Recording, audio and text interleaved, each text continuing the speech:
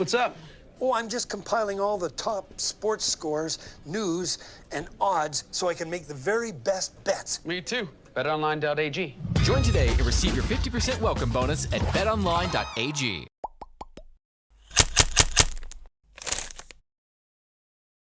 The Patriots had a busy day on day 2 of the NFL draft, and it started, believe it or not, with them trading up to take a corner. I'm Alex Barth. He's Evan Lazar. This is the Foxboro Report, brought to you by betonline.ag.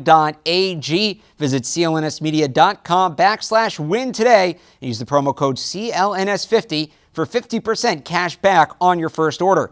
Evan, the Patriots start off with a bang. They trade up. Almost, 20 spots, right, is what it ended up being. They take Joejuan Williams, the 6'4 corner out of Vanderbilt.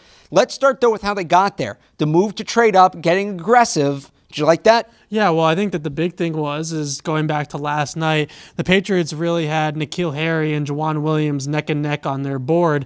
And Joejuan Williams, from my understanding, he was in play on that pick at 32. Yep. And they ended up going with N'Keal Harry because it sounded like the Arizona Cardinals were going to pounce on N'Keal Harry with the first pick tonight at 33 if the Patriots didn't take him. So they, kind of risk it a little bit, so to speak, with Joejuan Williams, but they end up coming back up in the first round to get him. I understand people might be a little upset that it's a corner, not necessarily a position of need, but this is a guy that the team obviously had an infatuation with. Really loved him, met with him multiple times during the draft process, and kind of fell in love with the player. When you fall in love with a player that much, take the player, see what happens. Okay, but where does he fit? Cornerback may have been the Patriots' deepest position last year. Yeah. They're all young. Yeah. They're all under contract for an extended period of time, pretty much. They're all cost-controlled.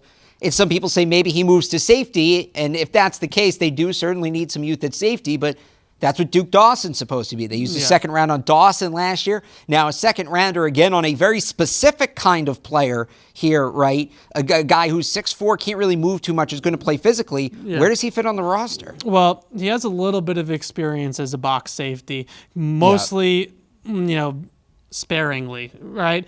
Predominantly a boundary corner at Vandy, and I think that that's kind of where he's going to play to start here at the Patriots. I think that means that guys like J.C. Jackson, Jason McCourty, John Jones are kind of competing for that third cornerback spot in the slot. And it's insane to think one of those guys could get left off the roster because those guys were all key members of a Super Bowl winning defense a year ago. Yeah, my guess is that those guys are all safe. I think that they view Keon Crossan at this point as predominantly a special teams player and really a reserve emergency basis cornerback, and maybe some matchup-based cornerback like we saw last year in the AFC Championship game where he took like 10 reps against Tyreek Hill to match up speed on speed as a track guy. But I think that mainly Joejuan Williams' experience is on the boundary. His size and physicality at the line of scrimmage and ability to play the ball down the field, certainly all those things fit the boundary. Like, that's what you want out of a boundary corner.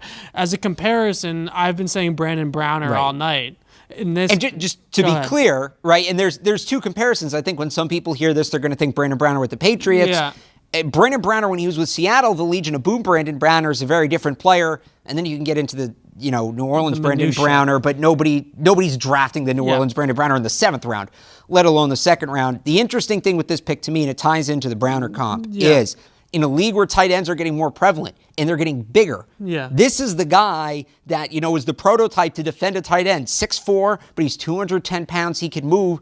This is the guy, if he was drafted to another team and Gronk was still playing, we're doing a video, about him versus Rob Gronkowski. What's that matchup going to look like? On another college team, he may have been a safety. If he's at Florida State, where they, where they played Derwin James, he might be a safety. Yeah. Jalen Ramsey a little bit. Jalen Ramsey, right. I think he is the answer to whatever tight ends are going to be thrown at the Patriots this season. I think Travis Kelce would be a good example. He's the answer to whichever 6'4" plus receiver is on the other team that they don't want to put Stephon Gilmore on.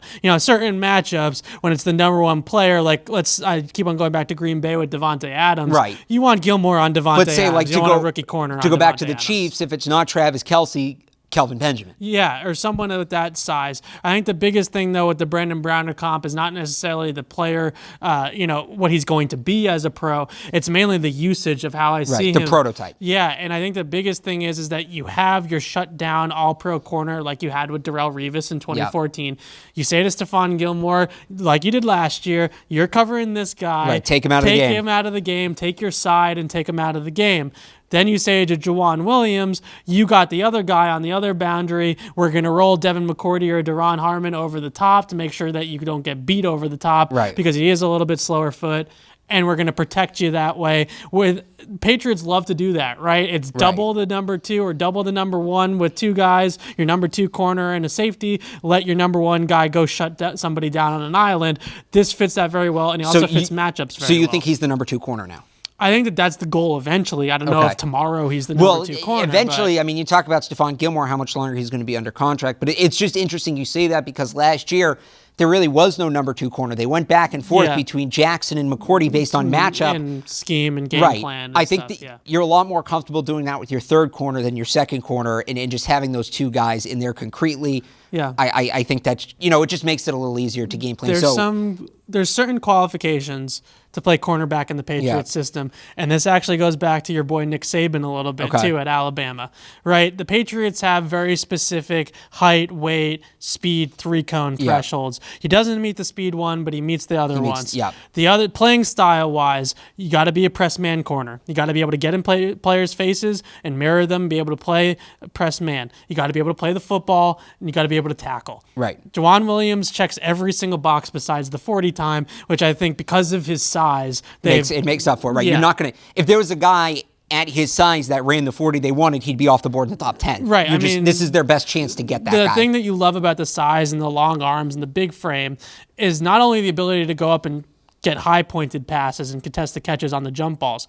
Also the ability to reach around guys, right? So you're coming over the middle. Maybe you're a step behind. Maybe you're a little bit out of phase, but you have these 33, 34-inch long arms that you can dive in front of passes. The legs too, the longer strides too. Right. And it kind of makes up for some of the deficiencies that you have in foot speed. All right, we'll see. Certainly an interesting pick, a lot to break down. Joejuan Williams, the Patriots take at 45. Let us know your thoughts in the comments down below. And we have videos up on all of the Patriots prospects taken. You can find those on the CLNS YouTube page and on CLNSmedia.com.